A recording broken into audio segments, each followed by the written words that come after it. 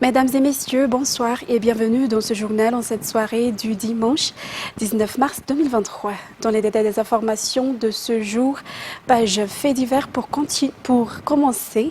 3 personnes, toutes des techniciens de la société Jirama, sont décédées à la suite d'un accident ferroviaire survenu à un décalé la nuit dernière. 2 autres personnes ont été également blessées et selon les informations, ces personnes se sont rendues sur le lieu pour procéder à la réparation d'un groupe électrogène souterrain. La collision a eu lieu entre un train transportant du pétrole ainsi que des marchandises d'une part et une voiture transportant des employés de la Jirama d'autre part. C'est Sylvain sur les images de Nzar Hadjiansou. Une voiture complètement endommagée, 3 personnes décédées et 2 autres gravement blessées. Telles sont les premières images qui se sont propagées quelques minutes après l'accident. Hier, vers 19h, après avoir réparé un groupe électrogène souterrain endommagé à un décalé, la voiture que conduisaient les techniciens de la Jirama est entrée en collision avec un train transportant du carburant et des marchandises. 3 véhicules de la Jirama roulaient dans la même direction, mais seulement l'un a été victime de cet accident qui a causé le décès de ces 3 personnes, selon des témoins oculaires. Il n'y avait pas de signal et les phares du train n'étaient pas assez visibles, selon toujours les informations. Et selon le communiqué publié par la société Jirama, les 2 autres blessés sont actuellement pris en charge au niveau du centre médico-social d'Adékalek. Par ailleurs, les corps des 3 techniciens qui ont perdu la vie sont déjà sur le lieu. L'enquête sur cette affaire est déjà ouverte afin de déterminer les circonstances exactes de cet accident. En économie, le Conseil des ministres a approuvé le nouveau avant-projet de loi sur l'investissement à Madagascar. Cette décision établira une garantie pour attirer les investisseurs, protéger leur investissement et mettre les étrangers et les Malagasy au même niveau, ouvrant ainsi davantage la concurrence économique. Judicaël Hadjianirin.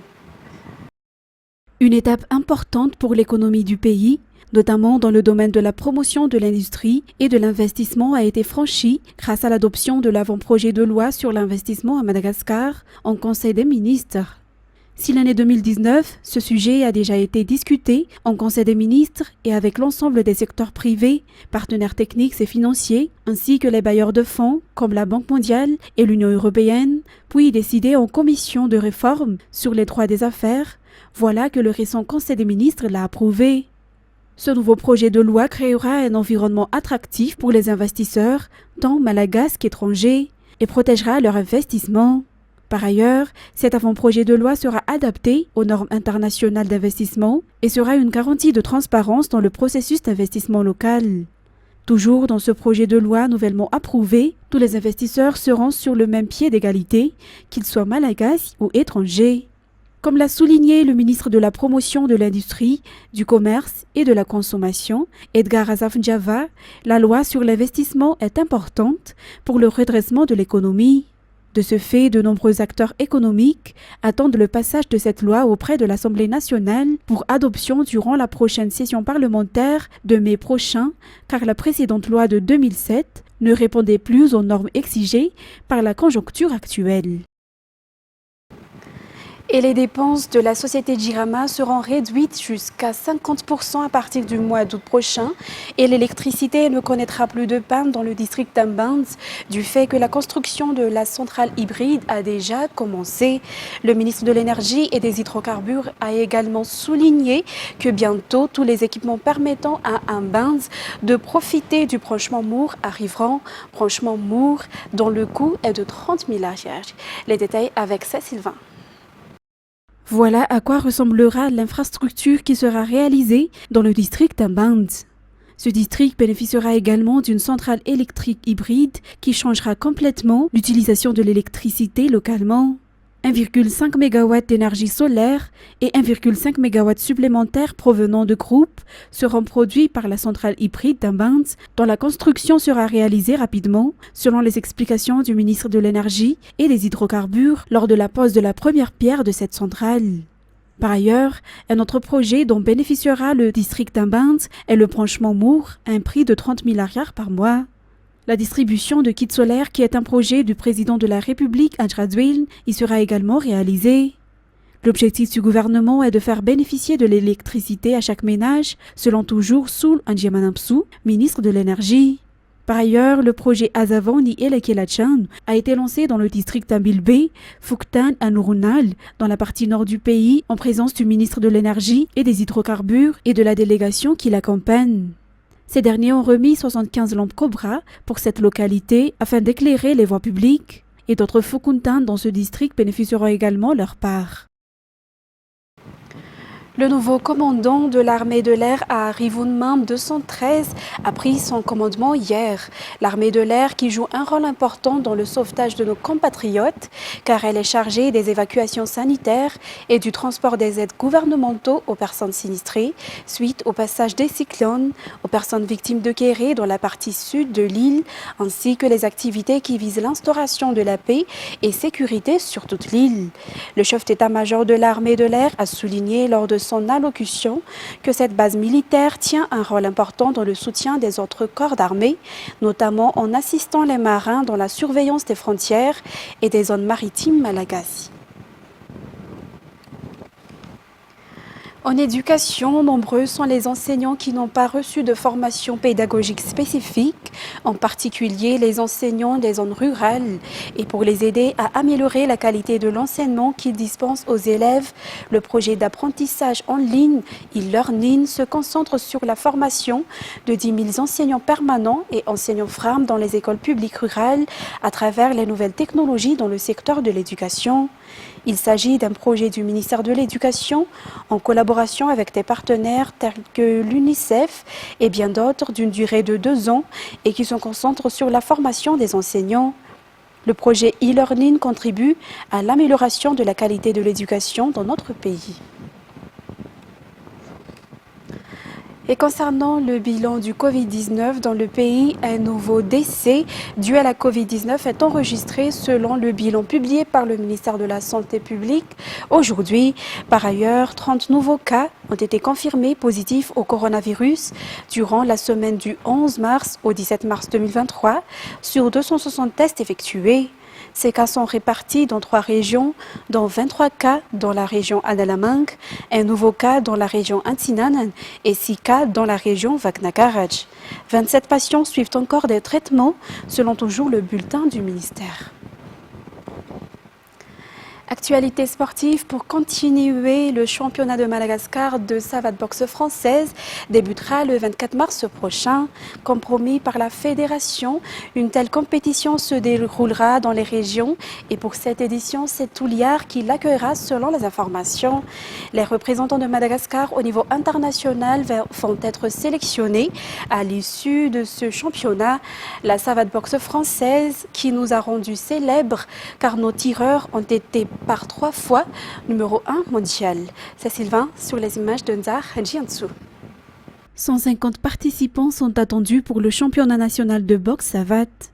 9 des 12 ligues régionales existantes y participeront. Les préparations sont déjà achevées pour ce championnat national et à l'issue de cette compétition seront également sélectionnés les tireurs qui représentent Madagascar lors des compétitions internationales pour la saison 2023, selon le président de la Fédération de boxe savate. La boxe savate ou boxe française est un sport qui a fait la renommée de Madagascar auparavant. En effet, nos tireurs ont déjà été 3 fois champions du monde, notamment en 1979, en 1999 et en 2011. Ainsi, selon les explications, l'objectif est de remporter de plus de trophées lors des compétitions mondiales. À cet effet, la fédération fait appel au gouvernement et aux généreux donateurs pour les soutenir tant financièrement que matériellement. Parmi ces compétitions qui attendent les tireurs malagasy, la Coupe du Monde qui se déroulera en Slovénie et en Croatie en juin et juillet prochains, ainsi que la Coupe d'Afrique des Nations 2023. Toujours selon les explications, Madagascar dispose déjà d'un représentant au sein de la Commission internationale de boxe savate. Concernant maintenant les actualités internationales en France, dans la foulée de l'utilisation de la Première ministre Elisabeth Borne de l'article 49.3 pour faire passer l'impopulaire réforme des retraites, l'intersyndicale a appelé à plusieurs rassemblements à travers la France ce week-end. Samedi, certains cortèges à Bordeaux, Nantes ou encore Brest ont compté plusieurs milliers de personnes. À Paris, des heurts ont éclaté en marge d'une manifestation manifestation improvisée dans le quartier de la place d'Italie. France 24. Une mairie, symbole républicain, attaquée. Hier soir, dans le 4e arrondissement de Lyon, des manifestants mettent le feu à des poubelles, caillassent la porte d'entrée et réussissent même à s'introduire à l'intérieur. Les forces de l'ordre interviennent, parfois de façon musclée. Plusieurs personnes sont interpellées. Mais ce matin, le constat est sans appel. Des vitres fracassées, des bureaux saccagés. À l'intérieur, ils ont essayé de rentrer partout où ils ont pu. Ils ont pu rentrer dans l'état civil et puis voilà, ils ont cassé ce qu'ils ont pu dans l'état civil. 48 heures après l'utilisation du 49.3, voici le mot d'ordre du jour. On ne se laissera pas faire. Un samedi de mobilisation en ordre dispersé avec des actions éclairs de la gare de Montpellier à Châtelet-les-Halles, dans le centre de Paris. Certains pénètrent dans le centre commercial et sur les quais du RER. D'autres choisissent de camper devant les permanences de leurs députés, comme ici dans l'Aisne, pour dénoncer ce qu'ils appellent une censure. Des rassemblements parfois non déclarés, comme ici à Dijon, mais qu'importe pour ces manifestants, ils ont décidé de bloquer le tramway. Le gouvernement a déclaré la guerre au monde du travail. Eh ben, on répond par la manif et on répond par tous les moyens qui sont possibles pour nous pour pas que cette réforme elle passe. La manifestation, elle est là pour démontrer qu'on est encore dans la rue, qu'on sera encore dans la rue et qu'aujourd'hui rien n'est perdu. Cortège syndical à Bordeaux qui se termine par des incidents en centre-ville.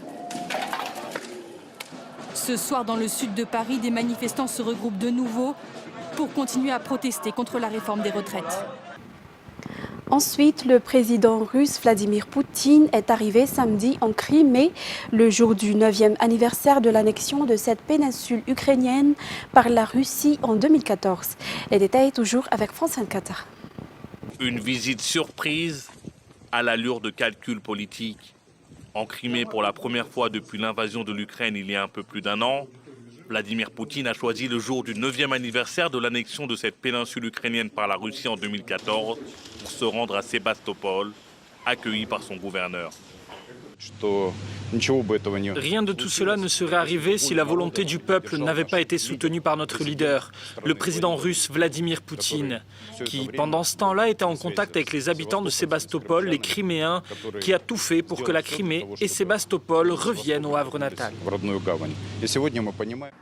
Cette visite intervient au lendemain du mandat d'arrêt émis par la Cour pénale internationale à son encontre. Vladimir Poutine est accusé de crimes de guerre pour avoir expulsé illégalement des enfants d'Ukraine vers la Russie. La commissaire russe aux droits de l'enfant est aussi poursuivie sur les mêmes fondements. C'est un jour important, mais notre décision n'est pas motivée par l'aspect historique, mais par les preuves. Bien sûr, c'est aussi un jour sombre qu'un chef d'État, un commandant en chef d'un grand et puissant pays, membre du Conseil de sécurité de l'ONU, fasse l'objet d'un mandat d'arrêt. Cela ne devrait réjouir personne. Le Kremlin a réagi en jugeant ce mandat nul et non avenu, alors que Vladimir Poutine ne s'est toujours pas exprimé.